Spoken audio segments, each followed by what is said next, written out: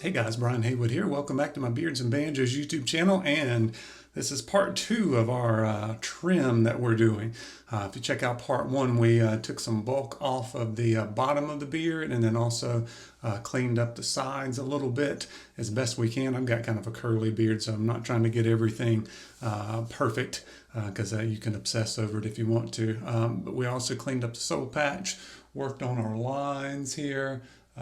I kind of wanted it a little bit round, but yet you can still kind of see a defined line to the bottom of my beard.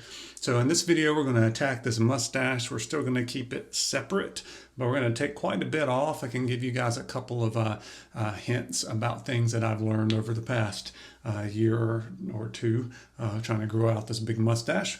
I've already done a couple of videos on that, and then we're going to do one more video after this one where we get out our Cut Buddy Plus and see if we can reestablish some good cheek lines and have a quick discussion about that. All right, so for the mustache, I like using a smaller comb. I've got an itty bitty one that I kind of use to style. These are Kent combs. This one's an 81T. Usually use that one when I'm styling it out, and I use this one more when I'm trimming because I can catch more of it. This one's a 0 or a OT, and I use the fine side on it. So I've got a kind of a big mustache, and it's bigger than you might think because it's kind of wrapped around and tucked under and all of that. I do use mustache wax on it every day, and it's a separate mustache. So I did a video about how to separate that, and we're going to kind of make sure everything's separate here by cutting the hairs around it shorter. Some of these have this kind of hybrid hairs that's in between. We can trim those back a little bit to make sure this is more prominent. The other thing that will make the mustache more prominent is to get this cheek line better and possibly go down with a little bit. So we'll talk about that coming up. And then we're also going to take some bulk out. And there's a couple ways you can do that. I want to start by talking about one of the kind of a secret. I have a hard time getting this thing to split when it's growing out. It's big, but it all wants to, and it's full through the middle, and it all wants to go here and then down this way. Even the hairs over here, it all wants to go kind of this way. It's got like a swoopy curl to it. So it takes a lot of time to kind of offset that and get this side to go this way and this side to go the other. But still, you get these hairs in the middle, and you're like, I don't know which way to comb it. I think it's supposed to go this way, but it ends up going this way. And since mine is so thick in the middle, what I can do is take these itty bitty mustache trimmers and actually to start trimming a little tunnel down the middle. So that is kind of a secret that I don't know if I've seen anybody else do that. It works well for me because it kind of keeps the two sides a little bit more separate. And you may think that's going to look stupid. Well, I've got so much bulk here that by the time I comb it, after I do this, you won't be able to tell it. So, you know, some guys can get away with not doing any trimming. They just kind of trim the ends and they're good. For me, I've got to trim stuff in the middle and then also some of these little baby vellus hairs underneath at the corner of my mouth. I've got to trim some of those. So let me start by seeing if I can separate this thing and show you the little trick in the middle. So I have to get kind of creative on holding this. So I've got to hold these over here, kind of split it. And then what I do is right up the middle as I cut some hairs.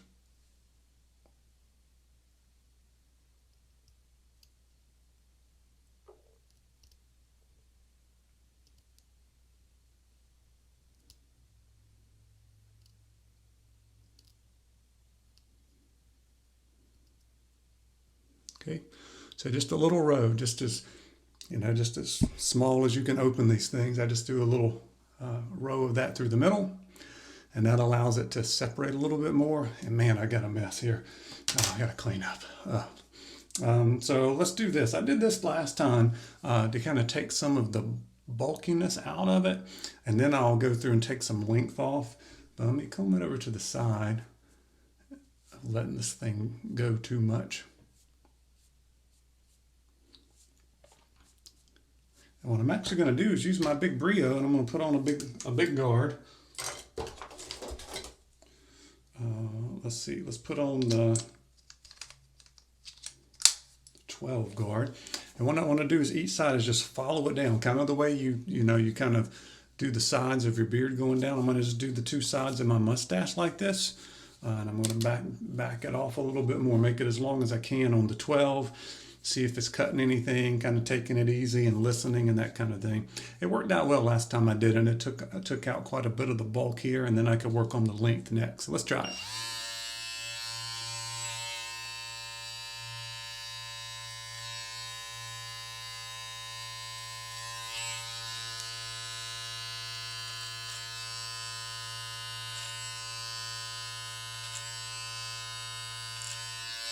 I didn't hear a whole lot, so I'm going to close this up a little more.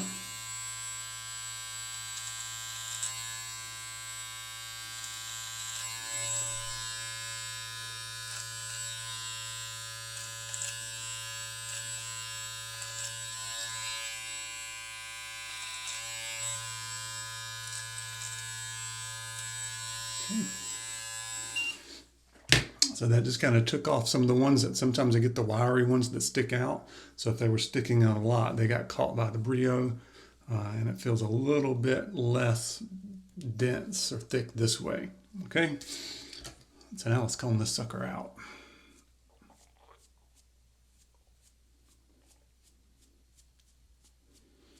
Contrary to popular belief, once you get this thing trained and you figure out how to trim it, it doesn't get in the way a whole lot.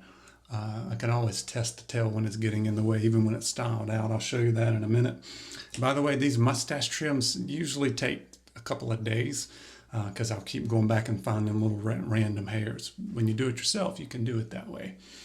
All right, so I pulled it down, and I've done several things before. I've tried kind of holding it. The hard part is if you notice that they're trained, so they automatically curl and go that direction. So you really want to kind of, depends what you're doing. If you're still growing it out, you don't want to take a lot off. You trim in that direction. If you're trying to take some off, you keep kind of combing it down, trying to straighten them out, and then you trim in the other direction. So let me take a little bit off.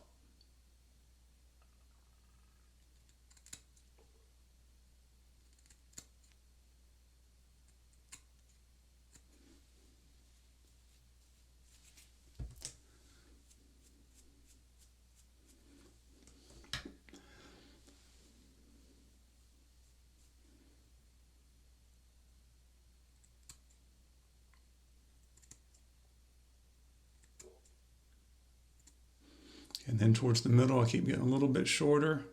And we'll make a little spot here to make it a little bit easier to deal with.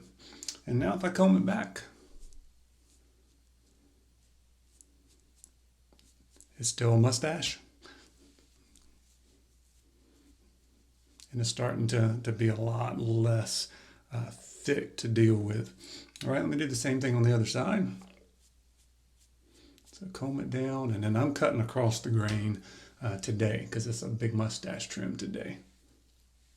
Kind of pull it out. With, the back side kind of gets tucked in, so I can kind of pull it out this way.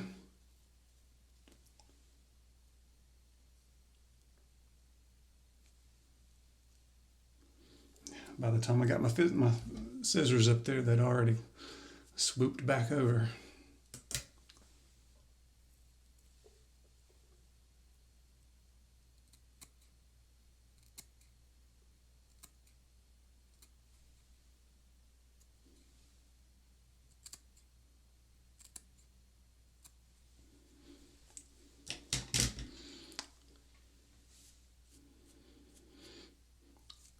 Comb it out, see what we've got.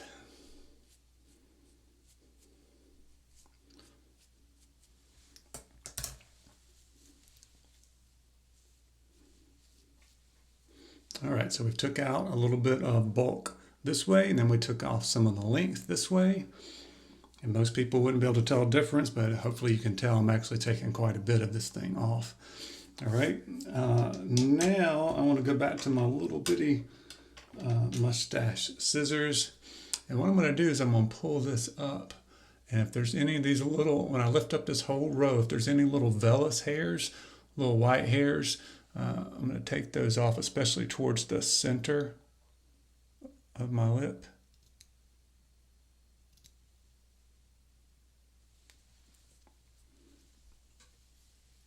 It's not too bad. Sometimes I have to take a lot of these little hairs off here. Depends on what's going on. Also, sometimes it'll behave today and then tomorrow it won't. It'll figure out, hey, wait a minute, there's not as many hairs here to support me. So it's going to go.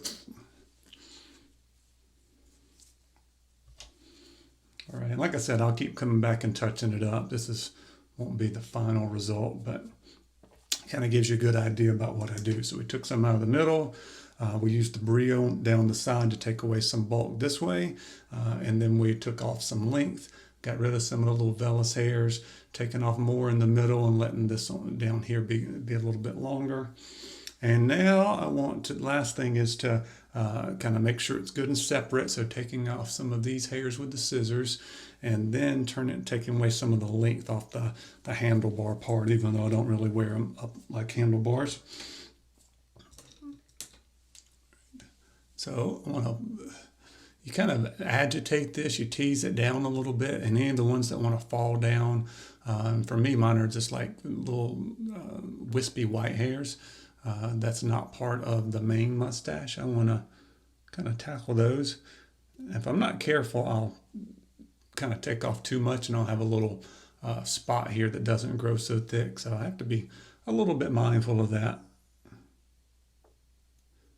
The more I shorten the hairs around it, the more this will stay separate and easier to deal with and more defined.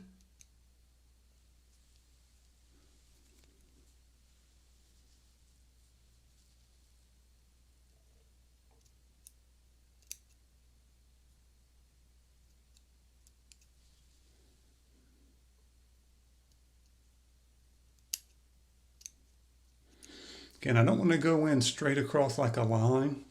My area here's not thick enough to do that. Some guys can get away with it, so I'm kind of like attacking it this way, like a couple of hairs at a time, instead of just going snip, snip, snip and getting a big line across there. So I'm going to do the other side. Let me try these a little bit bigger scissors for this area.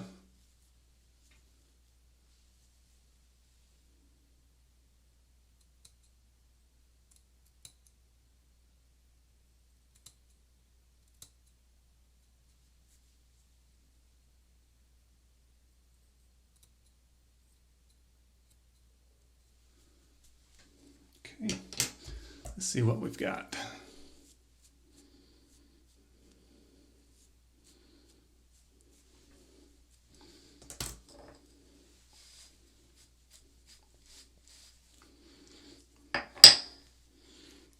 All right, so from the untrained eye, you may not be able to tell any difference, but hopefully you can.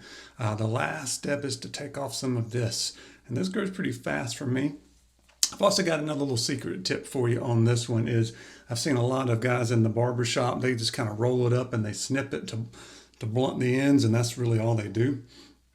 I found that when I do that, when it lays back down, it doesn't look exactly right. I actually kind of have to go back and feather touch that a little bit. So anyway, from the ends, what I'll do, I think I usually use this one. I figure out how far out I want to go. Usually I start with these two fingers, and then I'll take off this little edge right here.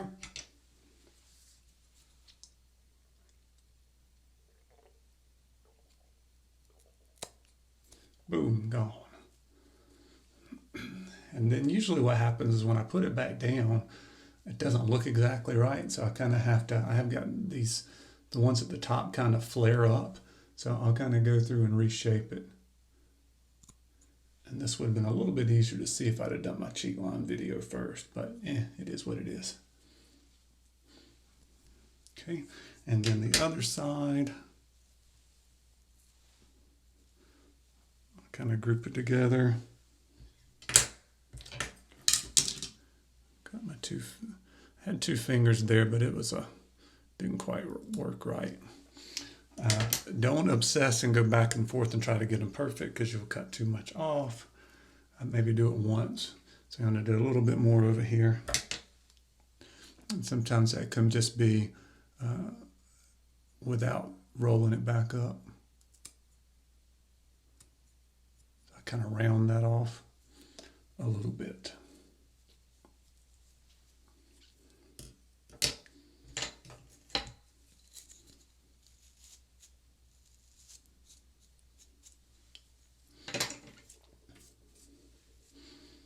Let me get out my little bitty one. So if you'll notice, to get a little bit of swoop to it, I actually come down this way with it, and that'll get it to pop up a little bit. So anyway, there's the first pass at it. Like I said, this takes a couple of days to get all the stragglers. One thing that I always indicates to me that I got more to do is I'll move my bottom lip backwards and forwards and see if it hits any hair. If it hits any of my mustache hair, that means that I might have trouble eating, or those hairs, if I hit it enough when I'm talking and moving my mouth, they'll end up inside my mouth. So I'll just kind of do that for a couple of days and see which ones get hit and go back and tweak it from there. But there you go. So a couple of tips on trimming your mustache. Appreciate you guys joining me, and follow me for the next video, and we'll reestablish these cheek lines to go down a little bit, I think. All right. Thanks.